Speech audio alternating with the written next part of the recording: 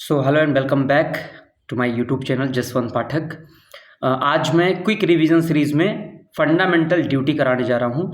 पिछला जो 2 लेक्चर हुआ है हमारा वो फंडामेंटल राइट और डीपीएसपी पर हो चुका है। अभी फंडामेंटल ड्यूटी अपन लोग करने जा रहे हैं। बहुत इंपॉर्टेंट है, यहाँ से क्वेश्चंस हर बार बनते हैं एग्ज़ाम में।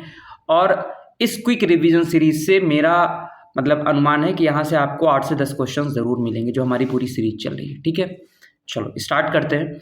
तो भारत का जो संविधान है उसमें मौलिक कर्तव्यों का उल्लेख पहले नहीं था। भाग 4 के ए में इसको जोड़ा गया है।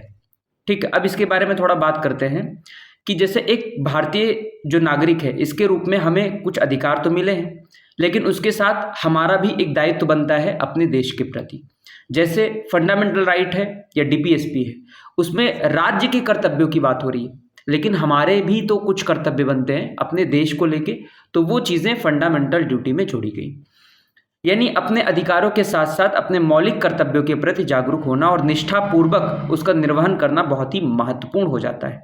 इन कर्तव्यों के तहत हमें देश के कानूनों का पालन करना और अपनी जो हमारे कानूनी दायित्व हैं उनको पूरा करना बेहद आवश्यक है। भारतीय संविधान में 11 मूल कर्तव्यों का उल्लेख है। कितने? 11, जो नागरिकों के लिए मार्गदर्शक सिद्धांत के रूप में कार्य करते हैं। ये कर्तव्य व्यापक जिम्मेदारियों को समाहित करते हैं और उन मूल्यों और आदर्शों को दर्शाते हैं जो हमारे समाज और राष्ट्र के समग्र विकास में योगदान करते हैं। यानी जिनसे हमारा जो राष्ट्र है और जो हमारा समाज है वो हर दिन बेहतर हो सके। पहले भारतीय संविधान में केवल मौलिक अधिकार ही शामिल थे, मौलिक कर्तव्य नहीं थे। राज्य के कर्तव्यों का राज्य शासन के निर्देशक सिद्धांत के रूप में रेखांकित किया गया। अब हालांकि 1976 में भारतीय संविधान में नागरिकों के लिए मौलिक कर्तव्य जोड़े गए। ये मौलिक कर्तव्य पूर्व सोवियत संघ के संविधान से लिए गए। कहाँ से? यूएसएसआर, जो पहले सोवियत संघ रूस था। अब मौलिक कर्तव्यों की बात करें तो आंतरिक आपातकाल जो कि 1975 से लेकर 1977 के दौरान लगा था। कांग्रेस पार्टी ने 1976 में एक कमेटी की स्थापना करी जो थी सरदार स्वर्ण सिंह समिति। सरदार स्वर्ण सिंह समिति की स्थापना करी। समिति ने संविधान में मौलिक कर्तव्य पर एक अलग अध्याय शामिल करने की सिफारिश करी। इसने नागरिकों द्वारा अपने अधिकारों के साथ साथ अपने कर्तव्यों को पहचान करने के महत्व पर जोर दिया। इसके बाद में हुआ 42वां संविधान संशोधन। इस समिति की सिफारिश को स्वीकार करते हुए कांग्रेस सरकार ने 1976 में 42 कॉन्स्टिट्यूशनल अमेंडमेंट किया और संविधान में भाग 4 का ए जोड़ा गया, 4 का ए जोड़ा गया, जिससे अनुच्छेद 51A की शुरुआत हुई। इस अनुच्छेद में नागरिकों के लिए 10 मौलिक कर्तव्यों की रूपरेखा दी गई, जो संविधान में उनका स्पष्ट उल्लेख होता है। अब बात करें तो इसके अंदर कुछ अंतर्निहित कर्तव्य भी हैं। जब स्वर्ण सिंह समिति ने प्रारंभ में 8 मौलिक कर्तव्यों का सुझाव दिया था, स्टार्टिंग में जो स्वर्ण सिंह समिति थी उसने 8 सुझाव दिया था। इसके बाद में 42वां संविधान संशोधन हुआ, इसने इस सूची को बढ़ाकर 8 से 10 कर दिया।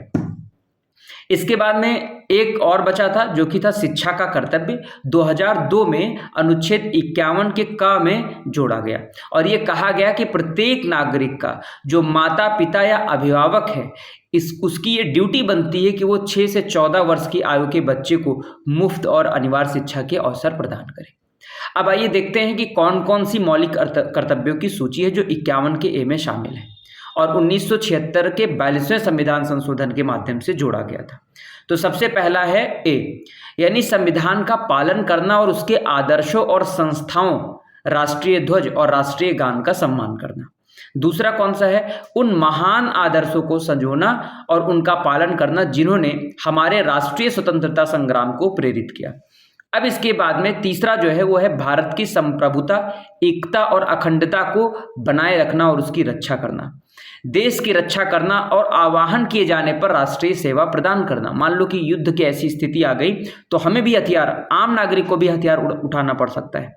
जैसे आप देख लो इजराइल के लोग, है ना, भारत के सभी लोगों के बीच धार्मिक, भाषाई और क्षेत्रीय सांप्रदायिक विविधताओं के परे सद्भाव और सामान्य भाईचारे की भावना को बढ़ावा देना, महिला की गरिमा के लिए अपमानजनक प्रथाओं का त्याग करना। ठीक, फिर इसके बाद में हमारी मिश्रित संस्कृति की समृद्ध विरासत का सम्मान करना और उसे संरक्षित करना। अगला कौन सा है?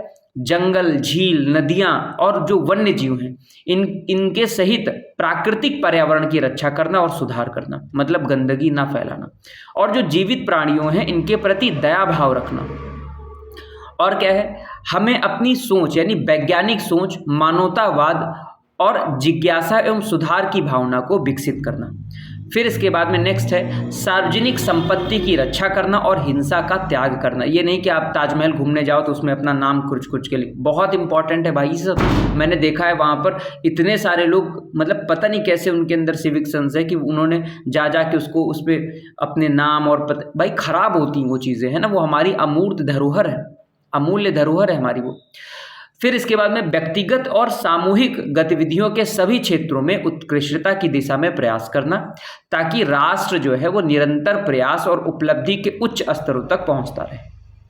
नेक्स्ट है, जो माता पिता या अभिभावक हैं उन्हें अपने बच्चे या जैसा भी मामला हो 6 से 14 वर्ष की आयु के बीच के आश्रित को शिक्षा के अवसर प्रदान करने होंगे, ये ड्यूटी बनती है। अब इसकी कुछ विशेषताएं क्या है, मौलिक कर्तव्यों की कुछ विशेषताएं भी हैं, जैसे नैतिक और नागरिक कर्तव्य के बारे में बात करता है, यानी मौलिक कर्तव्यों में नैतिक और नागरिक दोनों दायित्व शामिल हैं। अनुच्छेद 51(1) ख के तहत स्वतंत्रता संग्राम के जो महान आदर्शों को संजोना भारतीय परंपरा में निहित है, नागरिकों पर लागू है और न्याय संगत नहीं है, यानी जबरदस्ती आपको राज्य इसका पालन नहीं करवा सकती है। जैसे फंडामेंटल राइट का पालन करना ही पड़ेगा, करवाना ही पड़ेगा स्टेट को।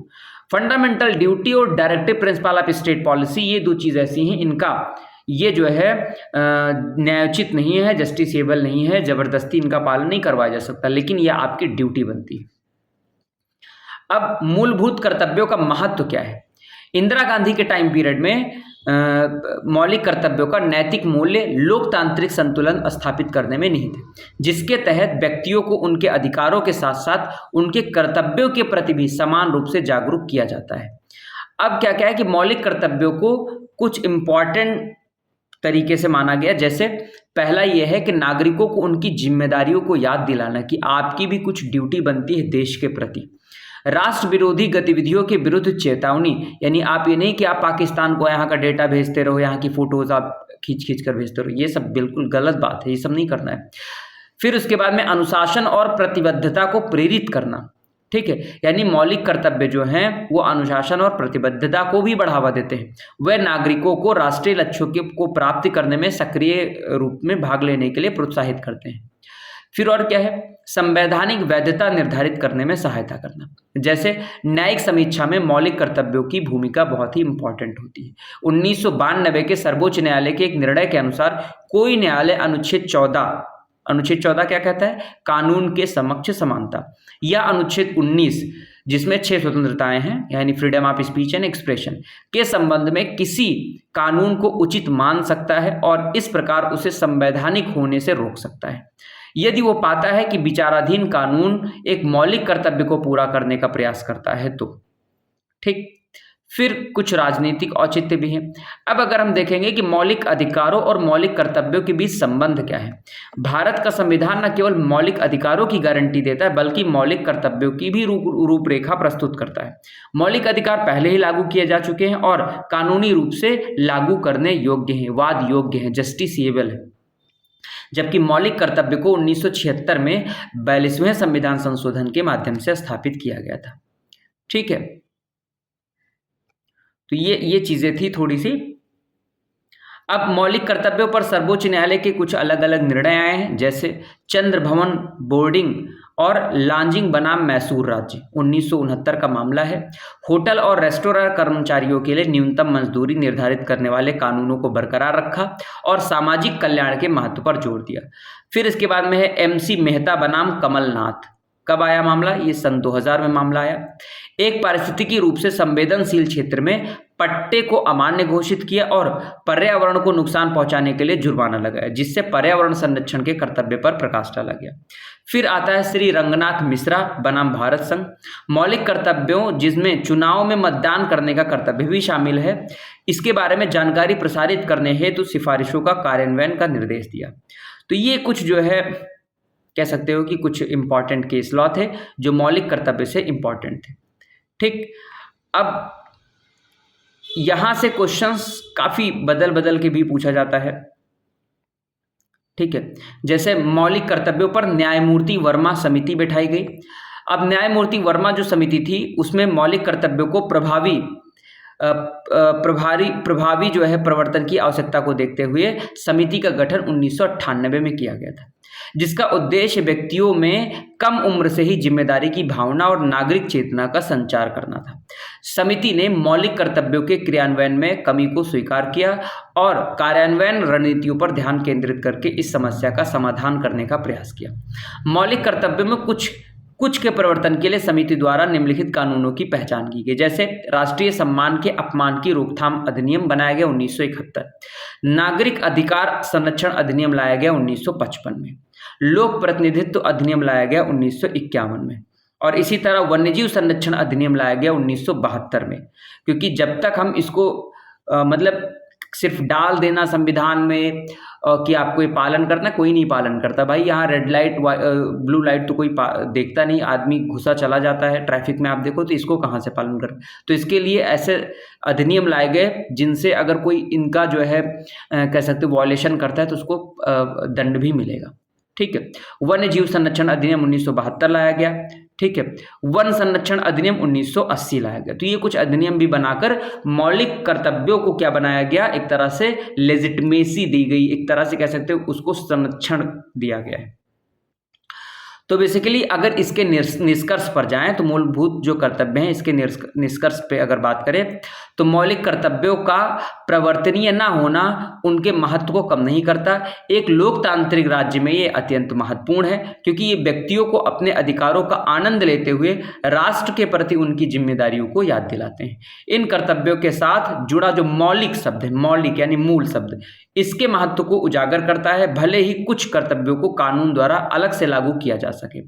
संविधान का पालन करना केवल सरकार का कर्तव्य नहीं है, नागरिकों की भी अपनी जिम्मेदारी है कि वो अपनी सामाजिक भूमिकाओं के प्रति जागरूक रहे।